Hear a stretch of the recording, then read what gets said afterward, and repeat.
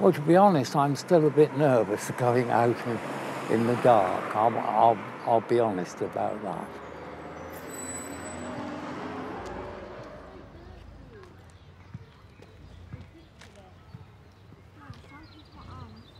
The statistics are so high, and it's actually quite scary, like when you go out, not even for yourself, but for like the people you know. And I can't imagine how scary it must be for like our parents.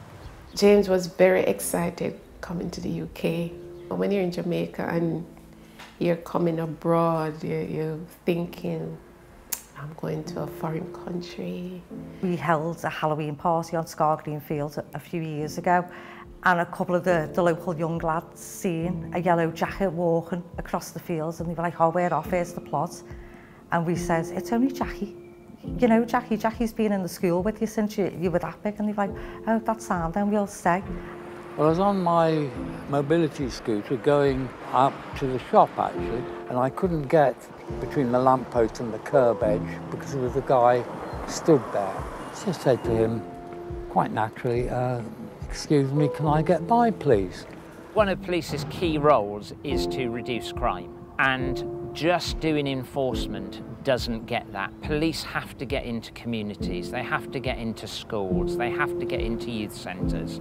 After moving here, I began to be aware of stabbings that were happening, and it seemed so normalized. And I was worried for my sons. As a youth worker years ago, there was a lot more of you. So having enough youth workers to go around is really, really hard. All of a sudden, without saying a word, he swung a punch at me, boom, about here, and continued. He hit me in actual fact about a dozen times. I just wondered what was happening. The boy that James saved had an altercation with a boy, and the boy showed him a knife.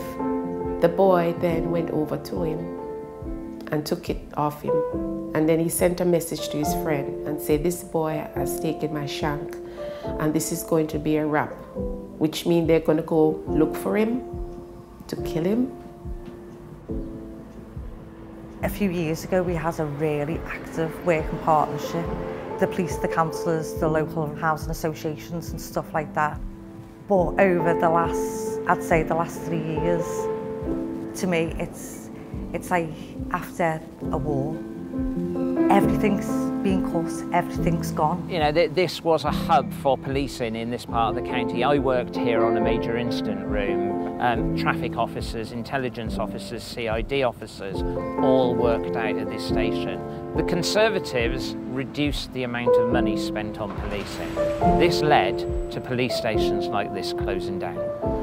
Everything's going downhill very fast. And I mean, on the incident with me, and believe me, there's far worse that is happening than what happened to me. They came looking for that boy. They attacked him. And that was when James saw what was happening. The community saw what was happening. James intervened. They ran, except the one that remained. James was then trying to get the knife from him, but he switched the arm and put the knife in the other hand and stabbed James in the heart. Where is the safety mechanism in place for these young people? Where is a source for them to speak to someone to prevent them from committing such acts?